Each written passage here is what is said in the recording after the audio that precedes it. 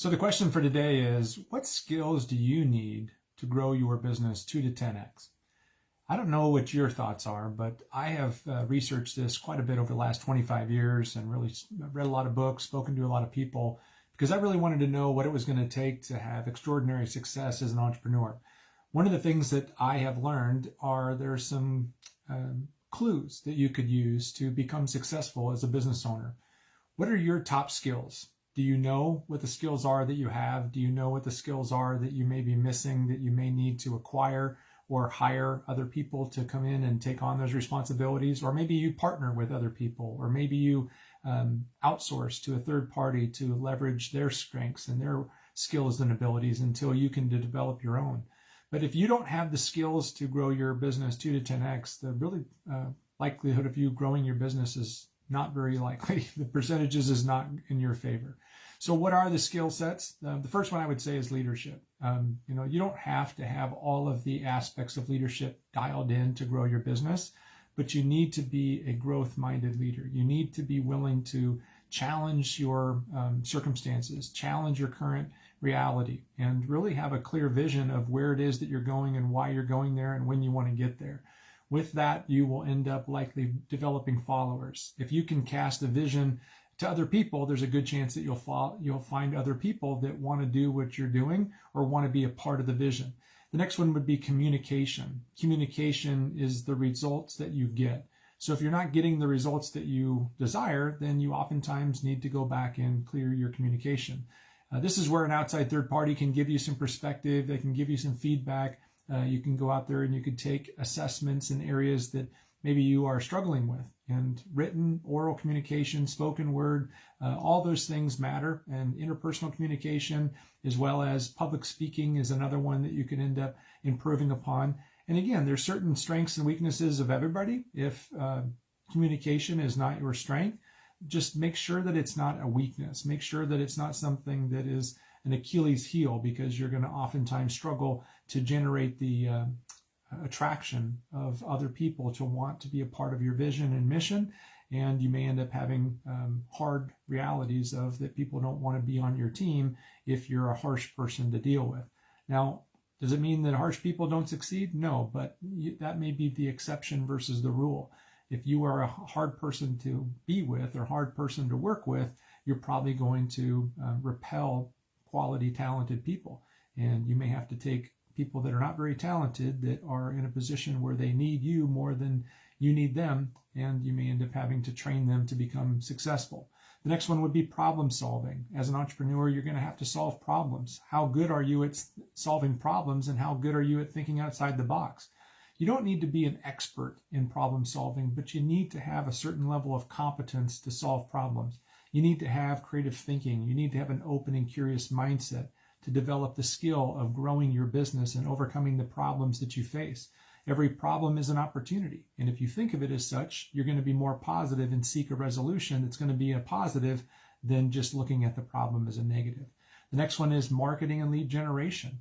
Do you have the skills to generate an incoming quality lead source into your business? If you do not have that strategy, or that skill set, then you need to outsource that to somebody who can. The next one would be financial management. I'm not an expert in math. I'm not an expert in algebra or geometry, but I have learned certain skill sets, and I continue to learn more about financial education and raising my financial IQ in the area of business.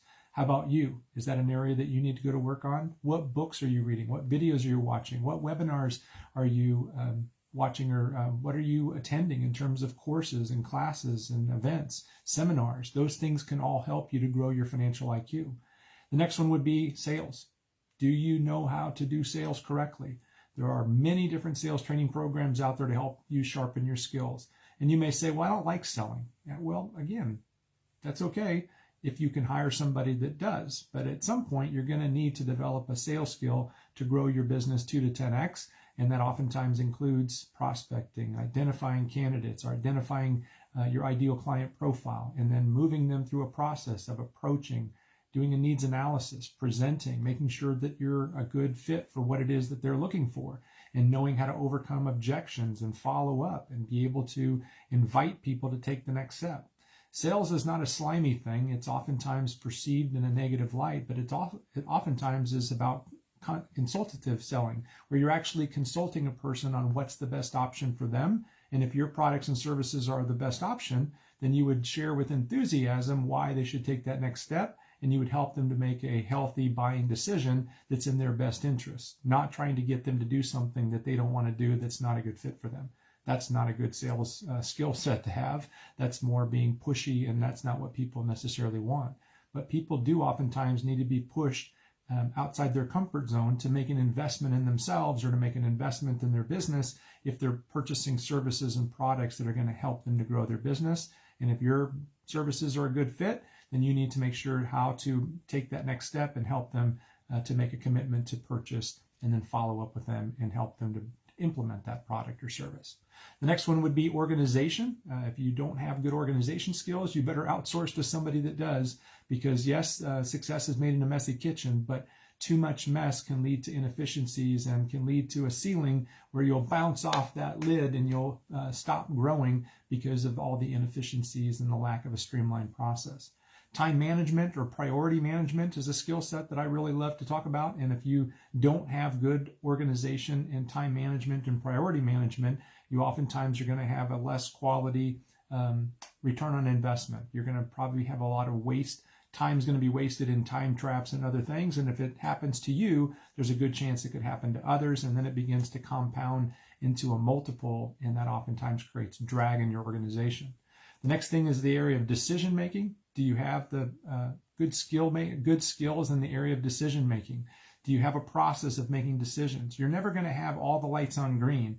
There's going to be certain things that are going to be unknown, but you need to have a process to make an educated and wise decision, and you're going to need to take some risks if you want to grow your business. The last one is emotional intelligence, and we're not going to go into great detail on there, but a good high IQ in relationship to emotional quotient, or emotional EQ is the term in the marketplace. They talk about emotional intelligence. You might want to do some research on where you're at in the area of emotional intelligence. But I'm curious to know, what is it that you think are the skills that are required to be in a growth mode? I'd love to hear your feedback and would love to see your comments.